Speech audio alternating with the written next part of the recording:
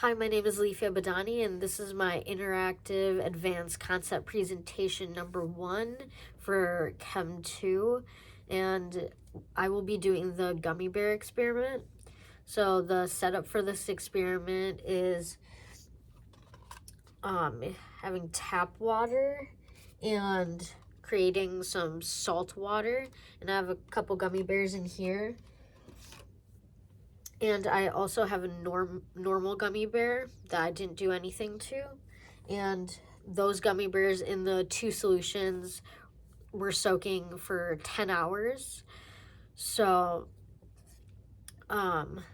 this experiment involves the concept of osmosis. And osmosis is the solvent molecules pass through a semi-permeable membrane from less concentrated solution to a more concentrated solution. So we will be seeing that here in this experiment. And the semi-permeable membrane is the outer coating of the gummy bear. And that membrane will allow for certain molecules to pass through by diffusion and can occur by facilitated diffusion also. It essentially blocks solutes from entering into the membrane. And the solutions that we have here are hypotonic and hypertonic.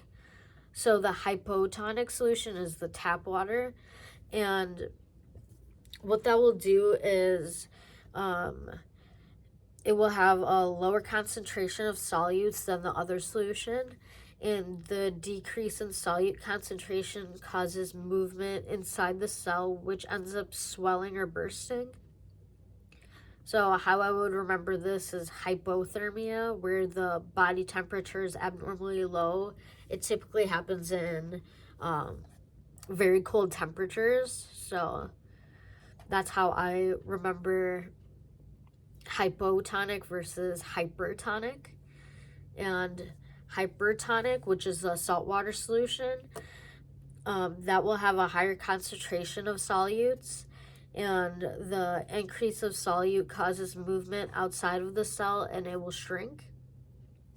So remembering that is hyperthermia, where the body temperature is way above normal and can cause heat stroke.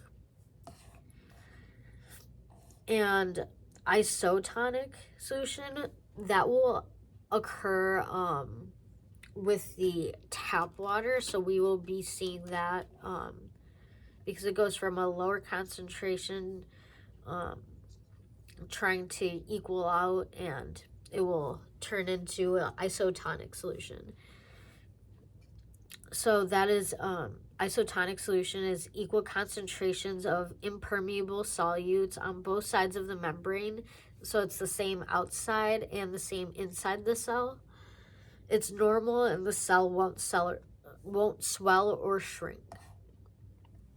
Diffusion will occur through the semi-permeable membrane, and what will happen is molecules from an area go from a higher concentration to a lower concentration. So the makeup of a gummy bear, the gelatin in the gummy bear creates the membrane outside, and the water evaporates when it's heated, and it will leave us with a squishy gummy bear. So let me take out each of the gummy bears and then I can show you my results. So this one's for the tap water.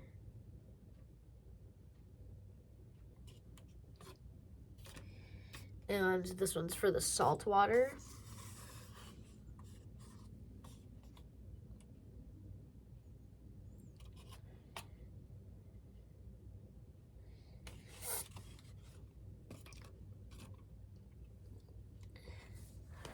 So here are my results. So what I have here is the normal gummy bear, the tap water, and the salt water. And the tap water is hypotonic and the salt water is hypertonic. So those were my results, and you can see the tap water is significantly bigger than the normal and the saltwater gummy bears. So the results of the tap water, as you can see, it swelled and doubled in size, and that is due to diffusion allowing for water to move through the semi-permeable membrane of the gummy bear and become isotonic. So the water inside the gummy bear was the same outside of the gummy bear. And this is because the water molecules are now inside and outside of the gummy bear. The saltwater solution, it's not too noticeable, and I think that's because there wasn't enough salt in the saltwater solution, causing it to not make much of a difference in the results compared to the normal gummy bear. But it was supposed to shrink because there's more salt molecules in the water than the gummy bear, and that causes the water inside the gummy bear to move out to its environment. So that is actually similar to how red blood cells are in humans. They will be placed in a solution with a lower solute concentration and will cause the cells to swell, causing a hypotonic solution.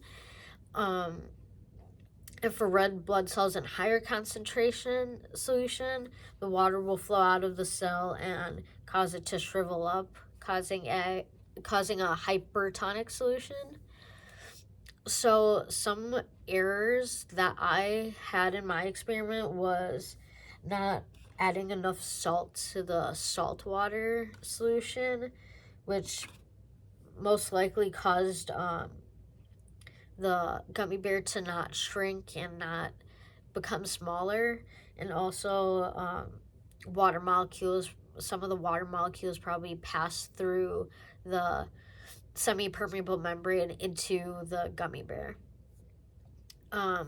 One suggestion I would have for this experiment is using dialysis tubing possibly, and showing osmosis and diffusion that way.